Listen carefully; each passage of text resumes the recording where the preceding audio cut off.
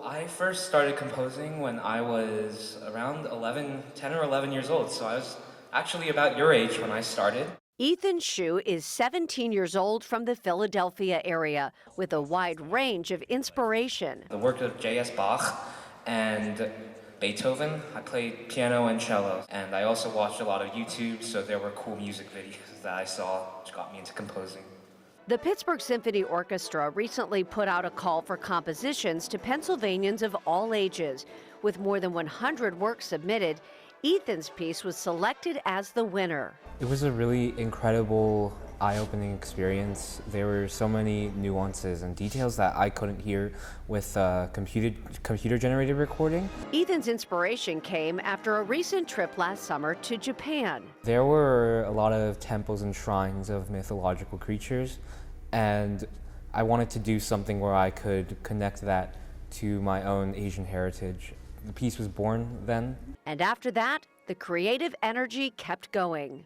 I think this piece took me probably about 3 days. This was a particularly technically tricky composition, which I think is particularly good for Ethan to get to hear because the PSO can play it at a level that a lot of other orchestras couldn't quite do. I've had a couple orchestra pieces read before by student level orchestras, but this experience was completely new to me.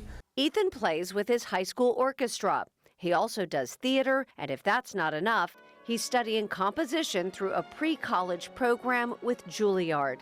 I think if you asked me a couple years ago, I would have just said it's a passion project, but now I'm starting to treat composition as a sort of like goal in life. But that's not his main focus right now. I think my big time goal for now is to become a teacher at an institution, professor of music. Yeah, teaching is one of my passions, and that's why I'm so excited that these students get to hear my work.